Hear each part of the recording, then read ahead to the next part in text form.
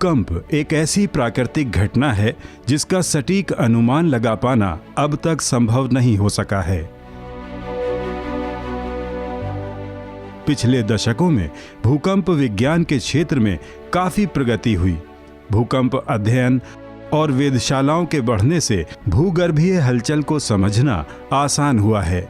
इन्हीं अध्ययनों के आधार पर भारत को भी 4 भूकंपीय जोन में बांटा गया है, जिनमें जोन 5 सबसे ज्यादा सक्रिय और संवेदनशील माना जाता है।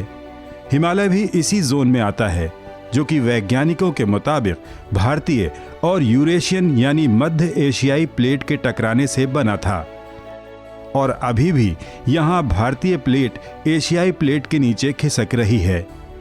इसी भूगर्भीय हलचल की वजह से हिमालय पर्वतों में बदलाव आ रहे हैं। हाल ही में वाडिया हिमालय भूविज्ञान संस्थान देहरादून के वैज्ञानिकों ने हिमालय में एक नए टेक्टोनिक रूप से सक्रिय क्षेत्र की पहचान की है।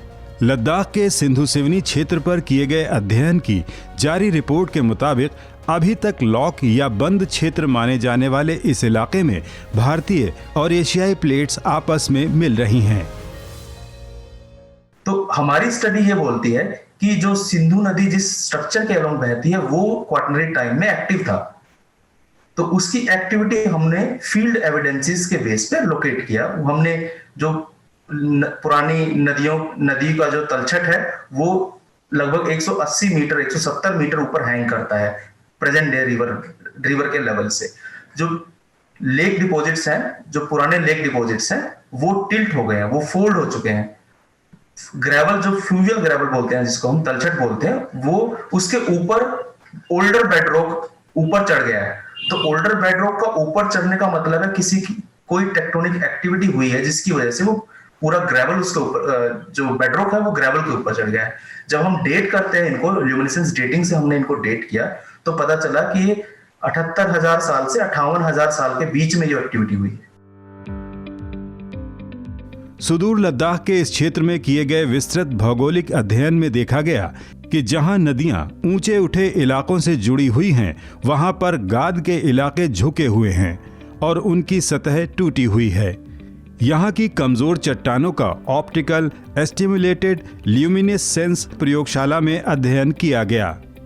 ल्यूमिनेसेंस डेटिंग विधि द्वारा देखा गया कि क्षेत्र में भूकंप की आवृत्ति और पहाड़ों की ऊंचाई घटने की दर क्या है। इससे पता चला कि सिंधु सिवनी इलाके में 78,000 से 58,000 वर्ष पहले से टेक्टोनिक गतिविधियां जारी हैं और यहाँ की पुरानी परतें सक्रिय टेक्टोनिक प्लेट्स हैं। भूकंप का प्रेडिक्शन करना, मिटिगेशन करना भूकंप का, इसमें बहुत बड़ा बदलाव आएगा इस स्टडी से, क्योंकि सभी लोग जो है, जो नॉर्थ रीजन में जो लद्दाख रीजन में है, भूकंप बहुत कम आते हैं और जो भी भूकंप आते हैं उसको काराकोरम फॉल्ट की एक्टिविटी से जोड़ते हैं।